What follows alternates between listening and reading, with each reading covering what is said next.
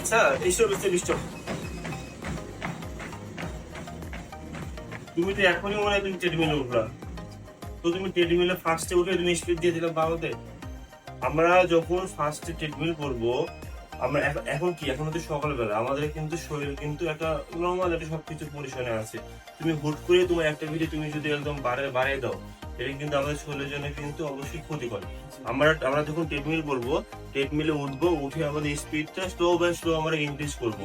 ফার্স্টে আমরা 2 দিব, 4 দিব, আমরা মোটামুটি 1-2 মিনিট হাঁটবো, তারপরে আমরা আমাদের রানিং স্পিডে যাবো। আর তুমি যেটা করছো, শুরুতে এসে তুমি রানিং করছো, এটা কিন্তু তোমার শরীরের জন্য ক্ষতিকর।